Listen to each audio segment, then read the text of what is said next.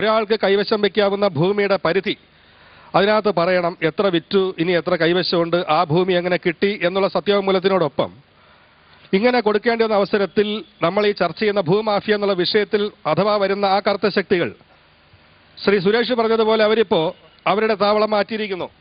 പുതിയൊരു പദ്ധതി നമ്മുടെ ഗവൺമെന്റ് പ്രഖ്യാപിക്കുകയാണ്. അത്തരത്തിലൊരു വികസന പദ്ധതി ഇവിടെ രൂപീകരിക്കുമ്പോൾ തന്നെ ഉന്നതോദ്യോഗസ്ഥരുടെ ഭാഗത്ത് നിന്ന് ആ പദ്ധതി ചോരുന്നു.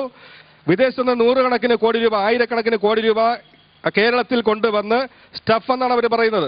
അത്തരത്തിൽ വരുന്ന പണത്തിനെ ഇവിടെ കീറിമുറിച്ചു കൊടുക്കുന്ന ശക്തികളാരാണ്? അത്തരത്തിൽ ഇവിടെ വരുന്ന പണത്തിനെ ഫെറ എന്നുള്ള നിയമത്തിന്റെ പരിശോധനയ്ക്ക് വിധേയമാക്കിയിട്ടുണ്ടോ? അതിന്റെ ഏജൻസി കേന്ദ്ര സർക്കാരല്ലേ?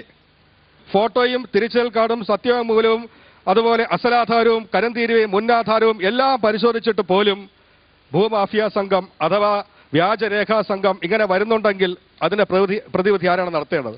ഒരു കാര്യം കൂടി ചോദിച്ചോട്ടെ. രജിസ്ട്രേഷൻ ഡിപ്പാർട്ട്മെന്റ് ഇപ്പോഴും പറയുന്നത് ഇത്തരത്തിലുള്ള വ്യാജരേഖ ചമയ്ക്കുകയോ അല്ലെങ്കിൽ ആൾമാറാട്ടം നടത്തുകയോ പോലീസ് അന്വേഷിക്കട്ടെ, ഞങ്ങളുടെ മുമ്പിൽ എത്തുന്ന കാര്യങ്ങൾ ഉത്തമ ബോധ്യമുണ്ടോ എന്ന് തോന്നി മാത്രമേ ഞങ്ങൾക്ക് ചെയ്യാൻ കഴിയൂ എന്നുള്ളതാണ്.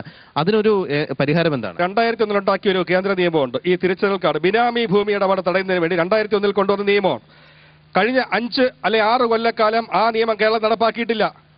അതേസമയം ഇപ്പൊ വന്ന ഗവൺമെന്റ് ബിനാമി ഭൂമി ഇടപാട് തടയുന്നതിന് വേണ്ടി, ഭൂമാഫിയ സംഘങ്ങളുടെ ഭൂമി തട്ടിപ്പ് തടയുന്നതിന് വേണ്ടി ഫോട്ടോയും തിരിച്ചറിയൽ കാർഡും കൊണ്ടുവന്നു. മൗലികമായ ഇത്തരം കാര്യങ്ങളിൽ കേന്ദ്ര ഗവൺമെന്റിന്റെ ജമ്മു കാശ്മീർ ഒഴികെയുള്ള സംസ്ഥാനങ്ങൾ കൊടുത്തിരിക്കുന്ന പദവി അനുസരിച്ച് ഇന്ത്യൻ ഭരണഘടനയെ കൂടെ കൂട്ടുപിടിച്ചുകൊണ്ട് ക്രിമിനൽ ഒഫൻസ് കൂടെ ചേർത്തുകൊണ്ട് കേന്ദ്രം തന്നെ ഇതിനകത്തൊരു നിയമം ഉണ്ടാക്കണം.